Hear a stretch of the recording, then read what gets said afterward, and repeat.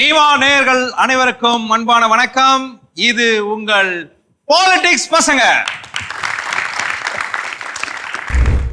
நீங்கள் பள்ளி பருவத்தில் படிக்கும் போது உங்கள் வகுப்பறையிலாவது தேர்தல் நடந்ததா? தேர்தல் நடந்த வகுப்பறைகள்ல இருந்தவங்க மட்டும் கை தூக்கு. என் வகுப்புல தேர்தல் நடந்துச்சு. ஓகே, நடத்தினாங்களா? ஓட்டுலாம் போட்டீங்களா? சும்மா கண் துடைப்புக்கு நடத்துற மாதிரி நடத்திட்டு அந்த ஒரு நாள் அவ்வளவுதான். ஒரு நாள் கூத்துன்ற மாதிரி ஒரு நாள் நடத்திட்டு அவ்வளவுதான். அதுக்கு பின்னாடி அது ஒரு ஆக்டிவா பண்றதோ அதெல்லாம் எதுவுமே இல்லை. இப்போ கல்லூரியிலேயாகட்டும் எலெக்ஷன் எல்லா கல்லூரியிலுமே இருக்கு. இப்போ கேரளா சைட்லாம் பார்த்தீங்கன்னா அந்த எலெக்ஷன் வந்து அவங்க வந்து நல்லா ஆர்வமாக இது பண்ணுறாங்க. நம்ம சைடு வந்தீங்கன்னா, தமிழ்நாடு சைடு வந்தீங்கன்னா கல்லூரிகளில் எலெக்ஷன்றது வந்து சும்மா பேருக்கு அவங்களே ஏதோ ஒரு ஹெச்ஓடி செய்கிற ஒரு இப்போ இந்த டிபார்ட்மெண்ட்டுக்கு ஒரு தலைவர் வேணுமா, ஹெச்ஓடியே ஒருத்தரை தேர்ந்தெடுத்து அனுப்பி விட்டுறது, அந்த மாதிரி தான் எல்லா இடத்துலையுமே போயிட்டு இருக்கு. சார், எங்கள் ஸ்கூலில் என்ன ஆச்சுன்னா, இந்த மாதிரி எலெக்ஷனுக்கெல்லாம் வந்துட்டு நிற்க ஆரம்பித்தாங்க. ஃபஸ்ட்டு கிளாஸ் லீடர்லாம் செலக்ட் பண்ணிவிட்டு அவங்க போய் மேடையில் பேச ஆரம்பித்தோடனே அதுக்கப்புறம் என்ன பண்ணாங்கன்னா, ஓட்டு இதில் வந்துட்டு நாங்கள் ஒருத்தங்களை தேர்ந்தெடுத்திருந்தோம். ஆனால் அவங்க என்ன பண்ணாங்க, அவங்க பேஸில் கம்யூனிட்டி பேஸ்லேயே பார்த்துட்டு இவங்க மட்டும்தான் வரணும் அப்படின்னு சொல்லிட்டு நாங்கள் ஜெயிக்க வச்சது வேற ஒருத்திங்கள, ஆனால் அவங்க அனௌன்ஸ் பண்ணது வேற ஒருத்திங்க. இதை போய் எங்கள் ஸ்கூல் டைமில் வந்துட்டு இது எதிர்த்து கேட்குற அளவுக்கு எங்களுக்கு தெம்பில்லை. காலேஜ் லெவலும் இதே மாதிரி தான் நடந்துச்சு. அதை போய் எதிர்த்து கேட்டாலும் ஸ்கூல்ல நடந்திருக்கு. அதாவது சாதி அடிப்படையில அவங்க ஒரு ஆளை செலக்ட் பண்ணி போட்டிருக்காங்க. கம்யூனிட்டி பேஸ், ரிலிஜியன் பேஸ் எல்லாம் பார்த்து கூட போட்டிருக்காங்க. காலேஜ்லயும் அதே மாதிரி தான் ஆக்டிவா இருக்கவங்க ஒருத்தங்க இருப்பாங்க. ஆனா இவங்க வந்துட்டு ரிச்சியாரு அந்த மாதிரி பார்த்தோம், அந்த மாதிரி போட்டிருக்காங்க. ஆனா அதை போய் எதிர்த்து நாங்க கேள்வி கேட்கறப்ப அது எங்களுக்கு ஒரு பிளாக் மார்க் ஆகும். அப்ப அங்க போய் நாங்க வந்து அகைன்ஸ்டா பேச முடிய மாட்டேங்குது. சோ வேற பள்ளிகள்ல வகுப்பறை எலெக்ஷன், சுகாதார அமைச்சர், நான் வந்து சட்டம் ஒழுங்கு அமைச்சரா இருந்தேன். சட்டம் ஒழுங்கு அமைச்சர் நீங்க. அப்போ முதலமைச்சருக்கு 2 தடவை தேர்தல் நின்று தோத்து போனேன். அதுக்கடுத்து 3வது தடவை வந்து சட்ட ஒழுங்கு அமைச்சரா நான் இருந்தேன். எங்களுக்கு வந்து ஃபேரா தான் நடந்துச்சு. எந்த ஒரு பாகுபாடும் அந்த இடத்துல கிடையாது. எல்லா ஸ்கூலே மொத்தமா எல்லாரையும் வெளியில மொத்தமா உட்கார வச்சு எல்லாருமே ஓட்டு போடுவாங்க. அருமையா இருக்கும். காலேஜ்லயுமே எங்க காலேஜை பொறுத்தளவுக்கு எலெக்ஷன்றது ஒரு திருவிழா மாதிரி இருக்கும். அங்க அன்னைக்கு ஃபுல்லாவே ஹாஃப் டேக்கு அப்புறம் லீவ் கொடுத்துருவாங்க. அப்புறம் எல்லாம் வெளியில வாடா மாப்ள இருக்குமா? இல்ல இல்ல இல்ல இருக்குமா இருக்காதா? இல்ல, எங்க காலேஜ் அப்துல் கலாம் படிச்ச காலேஜ், அப்பெல்லாம் இருக்காது. உண்மையிலே எல்லாரும் அப்துல் கலாம் ஆயிட்டாங்களா? நான் கேக்குற கேள்விக்கு இருக்கா இல்லையா? இல்ல அப்படிலாம் இல்ல. ஒண்ணும் இல்ல. அப்பெல்லாம் ஒண்ணும் இல்ல மாப்ள. ஓட்டெல்லாம் போட்டிருக்கேன். இல்ல இல்ல, ஒரு சிரிக்கிறத பார்த்தாலே தெரியுது. திருவிழா மாதிரி இருக்கும். ஓகே. அப்படி எதுவும் இல்லாம ஜனநாயக முறைப்படி நடந்ததா அப்படிங்கறதா பேச வாய்ப்புட்டாங்களா தலைவர்கள்? கண்டிப்பா. ஏன்னா இப்போ மோனோபோலியா இருக்குமா அப்படின்னு சொல்லி கேட்டோம்னா ஒரு சில கிளாஸஸ்ல இருக்கும். ஒருவேளை அவங்களுக்கு வந்து இன்ட்ரெஸ்ட் இல்லை அப்படின்னா, வேற யாருக்குமே நிக்கிறதுக்கு இன்ட்ரெஸ்ட் இல்லை அப்படின்னா மோனோபோலியா அவங்க வந்து முன்னாடி வருவாங்க. இல்ல நான் 2 பேர் எனக்கு வந்து நான் இந்த இடத்துல நான் லீடரா இருந்தே ஆகணும்னு வந்தாங்கன்னா கண்டிப்பா வந்து இந்த இடத்துல எலெக்ஷன் இருந்தாகணும். அங்க எலெக்ஷன் கமிட்டின்னு சொல்லிட்டு தனியா வச்சிருப்பாங்க. அவங்க வந்து இதுல ஃபேரா இருப்பாங்க. ஓட்டு நம்ம கண் முன்னாடியே எண்ணிடுவாங்க அங்க. அதனால கண் முன்னாடி எண்ணும் போது நமக்கு அதுல சேஞ்சஸ் இருக்கிறதுக்கான சான்சஸ் கிடையாது. அவங்க தான் டிபார்ட்மெண்ட் ரெப்ரசென்ட் பண்ணி போவாங்க. ஒவ்வொரு ரெப்ரசன்டேட்டிவ்ஸும் சேர்ந்து சேர்மன் செலக்ட் பண்ணுவாங்க. Very good. ஆனா இது ஒரு இடத்துல தட்டி கழிக்கப்படுற மாதிரி ஒரு இடமா இருக்குது. எங்கன்னா இப்போ ஸ்கூல்ஸ்ல வந்து நம்ம ஆசைப்படுவோம் இந்த மாதிரி எலெக்ஷன் வச்சு நம்மள இருந்து ஒருத்தனை வந்து தேர்ந்தெடுக்கலாம் அப்படின்ட்டு. ஆனா இது நீங்க ஆசைப்பட்டிருக்கீங்க. நம்ம பட்டிருக்கோம், நாங்க பேசியிருக்கோம். ஆனா அது வந்து ஒருத்தர் சார்பா இருந்துருந்துச்சு. அப்ப எப்படின்னா படிக்கிறவனுக்கு கொடுத்துறது, நல்லவனா அவங்களுக்கு தெரிஞ்சவங்களுக்கு. ஆனா இங்க நல்லா செய்யறவனுக்கு அங்க கிடைக்கிறது இல்லை. அதனால இந்த தேர்தல் அங்கதான் வந்து மக்களுக்கு வந்து அந்த பையனுக்கு அது கிடைக்கிறது இல்லையோ அப்படின்னு நானே யோசிக்கிறேன். ஆனால் நான் வந்துட்டு ஒரு லைக் எங்கள் காலேஜோட வைஸ் பிரசிடென்ட் இது எலெக்ஷன் என்ன. ஸோ லைக் அந்த எலெக்ஷன் எப்படி நடந்ததுன்னா லைக் லிட்டரலாக ஒரு சிஎம் எலெக்ஷன் மாதிரி தான். நாங்கள் எங்களுக்கு வந்து மேனிஃபெஸ்டோ நாங்கள் வந்து என்ன பண்ணுவோம், வின் பண்ணணும் என்ன பண்ணுவோம் சொல்லிட்டு மொத்த ஸ்டூடெண்ட்ஸ் முன்னாடியுமே எங்களை பேச வச்சாங்க. நீங்கள் ஒரு குழுவா உங்களை உருவாக்கிக்கிட்டீங்க. ஆமாம், நாங்கள் லைக் யார் யாரெல்லாம் நின்னாங்களோ ஒரு பார்ட்டியாக இது பண்ணி நாங்கள் என்னென்ன பண்ணுவோம் சொல்லிட்டு ஸ்டேஜில் போய் பேசணும். அதை தாண்டி ஓட்டு போடுறப்போ வந்து எல்லாமே டிஜிட்டலைஸ், எதுவுமே வந்துட்டு இந்த பேப்பர் அந்த மாதிரிலாம் கிடையாது. பசங்க வருவாங்க, அவங்களுக்குன்னு ஒரு யூனிக் கோடு கொடுத்துட்டாங்க. அந்த கோடை வந்து போட்டு யாருக்கு ஓட்டு போடணுமோ அவங்க போட்டுருவாங்க. எங்கள் கேண்டிடேட்ஸ் எல்லாரையும் என்ன பண்ணாங்கன்னா தனியாக ஒரு இடத்துக்கு கூப்பிட்டு போயிட்டாங்க. ஸோ நாங்கள் லைவாகவே கவுண்ட் பார்த்துட்டு இருந்தோம். ஸோ இந்த மாதிரியுமே எலெக்ஷன் நடக்குது. ஓகே, நடந்தது. Very good, super. பாருங்க. ஆனால் அதாவது எப்படின்னா இப்போ ஸ்கூலாக இருக்கட்டும் காலேஜ்லேயே இருக்கட்டும், நான் இதுவரை பார்த்தது எப்படின்னா ஸ்கூல்லலாம் எப்படின்னா டீச்சர்ஸே டிசைட் பண்ணிடுவாங்க. நாங்களே ஓட் பண்ணி எஸ்பிஎல்லா இது நாம இப்ப தேர்தல் நடத்த போறோம், நீங்கெல்லாம் சேர்ந்து இவங்கள தான் தேர்ந்தெடுக்கணும். அப்படி சொல்ல மாட்டாங்க. நம்மளே வந்து நல்லவங்க, அவங்க சொல்ற ஸ்பீச்சை வச்சு நம்ம செலக்ட் பண்ணாலுமே டீச்சர்ஸ் மீட்டிங்ல வச்சு இல்ல வேணாம் இந்த பொண்ணு இப்படி இருக்கா, மற்ற இதில் தான் ஆக்டிவா இருக்காங்க, இந்த பொண்ணு வந்து ஸ்டடீஸ்ல இம்ப்ரூவ்மெண்டா இருக்கா, ஸோ இவ்வளோ போட்டுருவோம் அப்படின்னு சொல்லிட்டு ஸ்கூல்ல டிசைட் பண்ணிடுறாங்க. ஐ மீன் ஆஃபீஸ் ஒர்க்ஸ்ல எவ்வளவு ஆக்டிவா இருக்காங்க, என்னென்ன டீச்சர்ஸ்க்கு எப்படி சப்போர்ட் பண்றாங்க அப்படி பார்த்து தான் என் பேக்கை யார் தூக்கிட்டு வந்து கொடுப்பாங்க. இல்ல இது வந்து பொதுவாகவே நடந்திருக்கு எங்க காலேஜ்ல தான். ஏன்னா எனக்குலாம் ஸ்கூல்ல வந்து கிளாஸ் டீச்சருக்கு கூட கிளாஸ் லீடர் அப்படின்னா அவங்க தான் டீச்சரோட பேக் எடுத்துட்டு வருவாங்க. வந்து வச்சதுக்கு அப்புறம் ஏய் சாக் பீஸ அப்படின்றதுக்கு எடுத்துட்டு வராங்க. அந்த மாதிரி ஆன ஆட்கள் தான் கிளாஸ் லீடர். அதிகமா இருக்காது, அதிகமா இருக்கு. நல்லா தெரிஞ்சுக்குங்க, இன்னைக்கு இந்த சமூகத்தில் அரசியல் விழிப்புணர்வு இல்லாமல் இளைய தலைமுறை இத்தனை நாள் இருந்த நிறைய தலைமுறைக்கான இடைவெளிக்கான காரணம், நீங்கள் எவ்வளவோ பாடம் எடுத்த நல்ல ஆசிரியராக இருந்தாலும் இந்த மாதிரியான செயல்பாடுகளில் நீங்க ஃபெயில் ஆயிருந்தீங்கன்னா உங்களுடைய செயல்பாடு தான், இந்த ஆசிரியர்களின் செயல்பாடு தான் இந்த மிகப்பெரிய அரசியல் புரிதல் இடைவெளிக்கு காரணம். அதுக்கு நாம் எல்லாரும் ஒரு வகையில் குற்றவாளிகளாக இருக்கும். ஒரு பேரண்ட்ஸு ஒரு பிடிஏவோ ஏதோ ஒரு அசோசியேஷன்ல இதில் இருக்கோம்னா ஏன் தேர்தல் நடத்தவில்லை, ஏன் இது பேரண்ட்ஸ் இன்வால்வ் ஆகலாம். அந்த தேர்தல் நடத்துகிற முயற்சியில் குழந்தைகளுக்கு அந்த அரசியல் விழிப்புணர்வு கொடுக்கறதுல இன்வால்வ் ஆகிருக்கு. இது வந்து இல்லைங்கிறதால தான் இன்னைக்கு இப்படி ஒரு சேனலில் உட்காந்து நாம் இந்த விஷயங்கள்லாம் விவாதிக்க வேண்டிய ஒரு தேவை இருக்கிறது. யாரோ ஒரு தம்பி சொன்னார், கேரளாவில் மாணவர்கள் இல்லை, நானே பார்த்துருக்கேன், ஸ்கூல்லையே ரொம்ப சீரியஸாக எலெக்ஷன் நடக்கும். ஒரு பாயிண்ட்டுக்கு மேலேயே போயிடுது, அதுலேயே வந்து பார்ட்டியே இருக்கும், அந்த மாணவர்களே பார்ட்டி பேஸ்டாகவே இருப்பாங்க, அதுவே இருக்கும் அந்த காலகட்டத்தில். ஆனால் தேர்தல் மட்டும் இல்லை, அவங்க சகோதரி பேசின மாதிரி செய்திகளை ஃபாலோ பண்ணுறதுல இருந்து என்னென்ன செய்யணுங்கிறதுல இருந்து எல்லாமே பள்ளி பருவத்திலேயே மாணவர்கள் அந்த அரசியலில் பொறுப்பில் இருக்கிறவங்க அரசியலை ஃபாலோ பண்ணணும், என்ன நடக்குது என்னன்னு. அரசியலை ஃபாலோ பண்ணுற அதே நேரத்தில் சில நேரம் அந்த அரசியல்வாதிகளையும் ஃபாலோ பண்ணுவாங்க, நாம் இப்படி தான் இருக்கணும் அப்படி தான் இருக்கணும். ஏன்னா சமீபத்தில் ஒரு கல்லூரியில் ஒரு தேர்தல் நடந்து அதில் பிரசிடென்ட் தேர்வானாங்க. அங்கே ஒரு நான் நிகழ்ச்சி செய்ய போகிறேன். அந்த இடத்துல என்னன்னா அந்த எல்லா மாணவர்களுக்கும் இதை கொண்டு போய் சேர்க்கறதுக்கு அந்த பிரசிடென்ட் கிட்ட சொன்னால் போய் சேர்ந்துரும்னாங்க. அந்த பிரசிடென்ட்டுக்கு அதை கொடுத்தேன், இது எல்லாருக்கும் கொஞ்சம் அனுப்பிச்சிடுறீங்களா அப்படின்ட்டு. அந்த தம்பி என்ன சொன்னார்னா, இதெல்லாம் நல்லா இருக்கு, இதில் எங்களுடைய யூனியன் லோகோவையும் நீங்கள் சேர்த்துட்டீங்கன்னா நான் கொஞ்சம் அனுப்ப கரெக்டாக இருக்கும். அப்போ தான் தெரிஞ்சுது, நீ தலைவன் இல்லை, நீ அரசியல்வாதி ஆயிட்ட. ரொம்ப பக்காவாக ஸ்டிக்கர் ஒட்டுற வேலையை.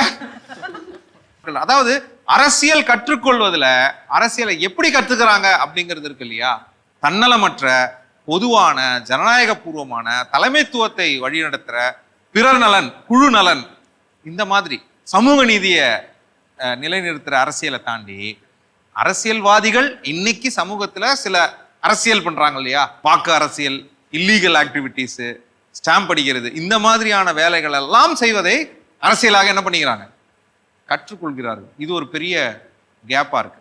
ஸ்கூலில் பார்த்தீங்கன்னா அதாவது வந்து மினி பாராளுமன்றம் நடத்தி அதுக்கு வந்து ஒரு பிரசிடென்ட்டு, அதுக்கப்புறம் பிஎம், அதுக்கப்புறம் ஒவ்வொரு மினிஸ்டர்ஸாக செலக்ட் பண்ணி வச்சுருந்தாங்க.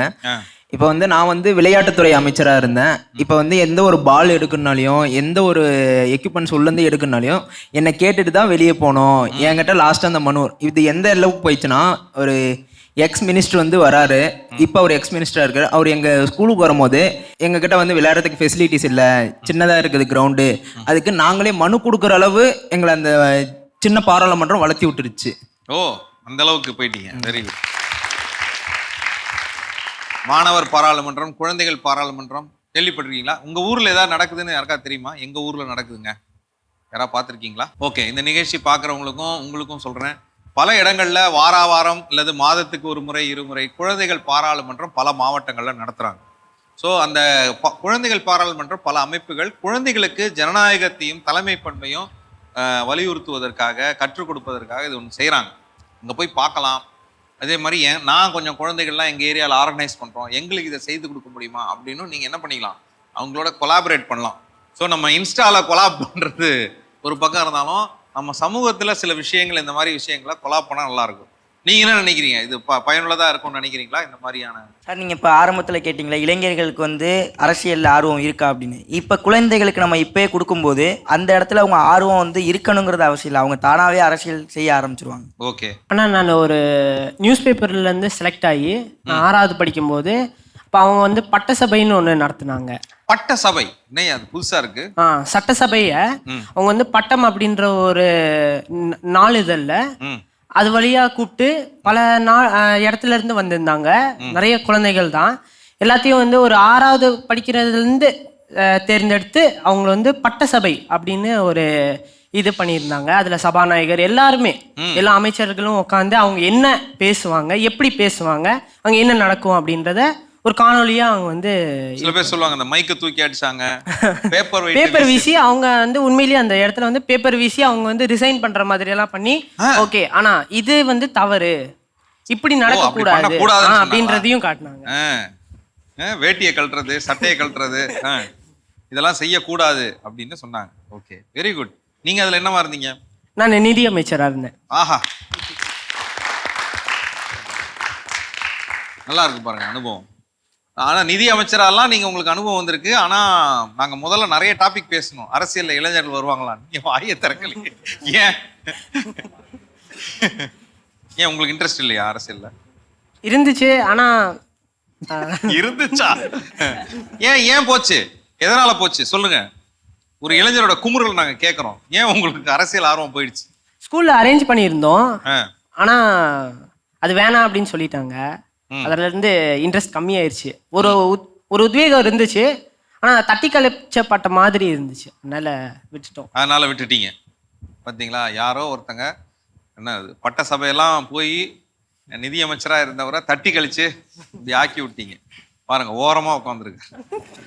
இல்லைன்னா இந்நேரத்துல இங்க சபாநாயகரா அவர் வந்து இருந்திருக்க வேண்டியது. வேற உங்களுக்கு அனுபவம் இந்த மாதிரி? அண்ணா, பார்லிமெண்ட் வைக்கிறாங்க, சைல்ட் பார்லிமெண்ட், யூத் பார்லிமெண்ட்.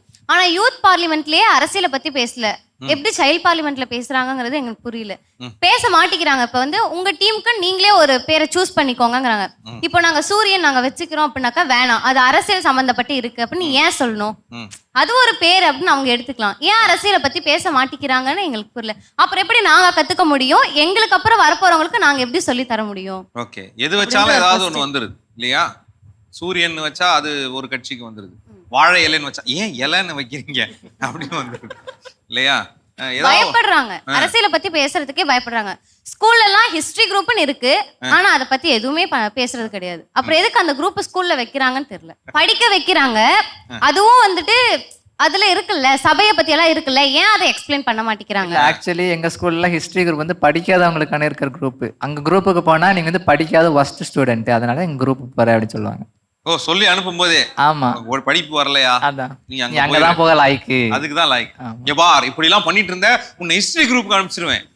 அதேதான் அதே மாதிரி. கண்டிப்பா சார், அப்படிதான். பாருங்க, இந்த மாதிரி சொல்லக்கூடிய ஆசிரியர்களுக்கு அரசியல் சொல்லி கொடுக்க வேண்டிய தேவை இருக்கு. ஹிஸ்டரி குரூப்புக்கு போறவங்க மட்டும் இல்லை சார், அது படிக்காதவங்கனாலே அரசியல்வாதி. படிக்கிறவங்கன்னா இப்போ வந்து ஒரு கிளாஸ்ல வந்து ஒரு 30 பேர்ல வந்து ஒரு 18 பேர் நல்லா படிக்கிறாங்க அப்படின்னா, இந்த லாஸ்ட் பெஞ்சு 2 பெஞ்சு இருப்பாங்க. ஒன்றுலாம் எம்எல்ஏ ஆவானுங்க, இல்லை எம்பி ஆவானுங்க, யாராவது வெட்டிட்டு போவானுங்க. அந்த மாதிரி இப்பயே இந்த ஆட்டம் ஆடுறானுங்க, இவங்க எங்க உருப்பட போனானுங்க. அந்த மாதிரி அவங்கள்ட்ட வேற ஏதாவது திறமைகள் இருக்கும், அதை கண்டுபிடிச்சி நம்ம அந்த மாதிரி இப்போ பேச்சு தெரிஞ்சுக்கலங்க. நீங்க வந்து ஆசிரியர்கள் வந்து குழந்தைகளை இப்படி எல்லாம் சொல்றது வந்து ஒரு ஆரோக்கியம் இல்லாத பேச்சு. கடைசி ரோல உட்காந்துருக்கோங்க, இவனுங்க இப்பவே எப்படி இருக்கானுங்க, இவனுங்க என்ன ஆவானுங்க, எம்பி ஆவானுங்க இல்லை எம்எல்ஏ ஆவானுங்க சொல்லியிருக்காங்க. அண்ணே, அதே மாதிரி இளைஞர்கள் மோஸ்ட்லி அரசியலுக்கு வந்து நிலைக்கிறது இல்லை அப்படிங்கிற ஒரு பாயிண்ட்ல நான் என்ன யோசிக்கிறேன் அப்படின்னா, இளைஞர்கள் வராங்க, வந்துட்டு சட்ட அறிவு இல்லாத அப்படிங்கிற ஒரு பாயிண்ட் ஆஃப் வியூல எல்லாருமே பின்தள்ளப்படுறாங்க. ஏன்னா இப்ப எல்லா அரசியல் கட்சியிலயுமே வந்து இளைஞரணி இருக்கு. இளைஞரணியில இருக்கிறவங்க மட்டும்தான் இன்னைக்கு எல்லாருமே அடுத்தடுத்த போஸ்டிங்க்கு மேல வராங்க. இன்னைக்கு இருக்கிற எல்லா மூத்த தலைவர்களுமே வந்து அரசியல் கட்சியில இளைஞரணியில அவங்க கட்சியில இளைஞரணியில இருந்து வந்தவங்களா தான் இருக்காங்க. ஆனா எல்லாருக்குமே பாத்தீங்கன்னா அந்த இளைஞரணியில இருக்கும் போது அவங்களுக்கான அந்த ஒரு அவங்க கட்சி சார்ந்த ஒரு விஷயங்கள் செயல்பாடுகள் என்ன இருக்கு அப்படின்னா, சின்ன சின்ன சில்லறை வேலைகள் பண்றது மட்டும்தான் இருக்கு. அதுல யாராவது ஒரு சிலவங்க இது மாதிரி சட்ட அறிவு தெரிஞ்சு இது நம்ம கத்துக்கிட்டா இப்படி போகலாம் அப்படின்ற மாதிரி ஒரு நுணுக்கங்கள் தெரிஞ்சு, இப்ப நம்ம எடுத்துக்காட்டாவே பார்த்துக்கிட்டோம்னா கூட, இப்ப நம்ம கரண்ட் பாலிடிக்ஸ்ல கூட எடுத்துக்கிட்டிங்கன்னா, யார் அமைச்சரா இருக்காங்களோ அவங்களோட பசங்க அடுத்த இதுக்கு வந்துடுறாங்க, அந்த பதவிக்கோ இதுக்கோ பெரிய போஸ்டிங்க்கு வந்துடுறாங்க. அவங்க போட்டோ ஒரு பேனருக்குள்ள வந்துருது. ஸோ அப்படி இருக்கும், அப்படியே கூட்டத்துக்குள்ள வந்துருவாங்க. ஆமா. அப்புறம் ஒரு போர்ட்ஃபோலியோக்கு வந்துடுறாங்க. இதை வந்து அப்படியே ஒரு சிஸ்டமா எல்லாரும் வச்சிருக்காங்க. ஆமா, அவங்களுக்கு என்னன்னா ஒரு லீட் தெரிஞ்சிருக்கு, ஓகே இது ஒரு சட்ட அறிவு இருக்கு, ஸோ இதெல்லாம் நுணுக்கங்கள் இருக்கு அப்படிங்கிறது அவங்களோட தெரிஞ்சவங்களுக்கோ அவங்க பக்கத்துல இருக்கவங்களுக்கு சொல்லி அவங்க வந்துடுறாங்களே தவிர்த்து காமனா இப்ப சமூகத்தை மாத்தணும், இந்த மாதிரி ஒரு எழுச்சி கொண்டு வரணும் அப்படின்னு நினைச்சு இப்ப நீங்க சொன்னீங்க பாத்தீங்களா, ஒரு கிரிக்கெட்ல முன்னாடி வந்தா நம்ம ஊர்ல இருக்கோம் பெரிய ஆள் ஆயிட்டான் அப்படின்னு சொல்லிட்டு கொண்டு வராங்க.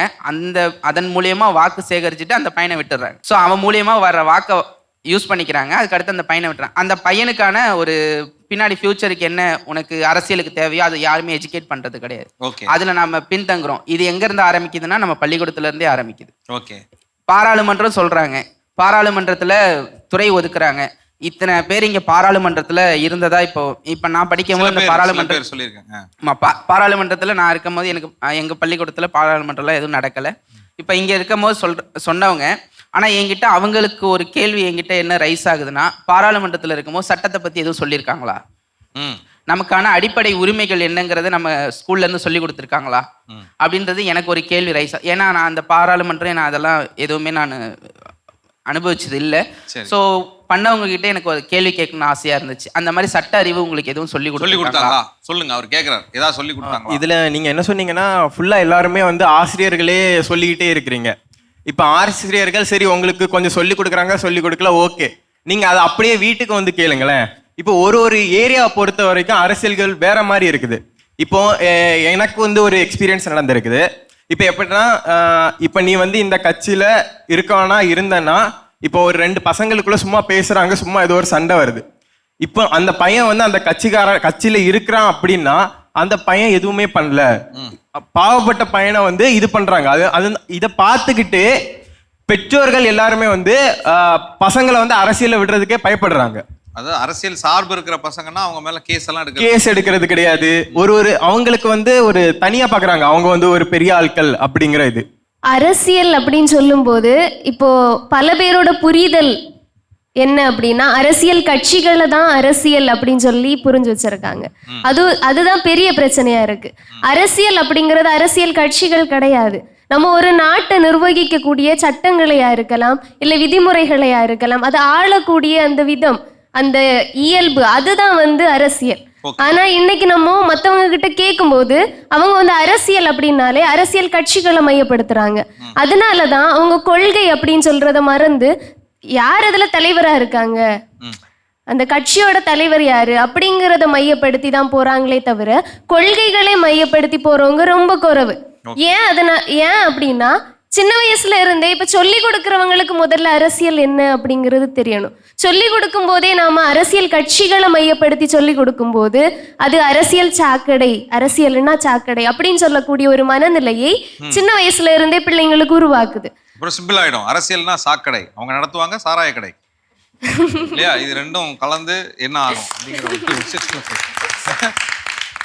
அந்த மனநிலையோட வரக்கூடிய சின்ன வயசுலயே வெளியே நம்ம பேச கேட்கும் போது அரசியல்வாதியா அவங்க இப்படிதான் பண்ணுவாங்க, அரசியல் கட்சிகள்ல இருக்கிறவங்கள அவங்க இப்படிதான் இருப்பாங்க அப்படின்னு சொல்லக்கூடிய ஒரு மனநிலைய சின்ன வயசுல அந்த பிள்ளைங்களுக்கு விதைக்கும் போது அவங்க வளர வளர அதுல ஆர்வம் உடையவர்களா வர்றது இல்லை. ஓகே, இப்போ உங்களுடைய ஆர்வத்தை டெஸ்ட் பண்ணுவோம். அரசியல் சார்ந்த நமக்கு வந்து விழிப்புணர்வு அப்படிங்கிற ஒரு ஆஸ்பெக்ட் வரும்போது நம்மளுடைய அரசியலமைப்பு சட்டத்தில் நம்முடைய அடிப்படை உரிமைகள் என்ன?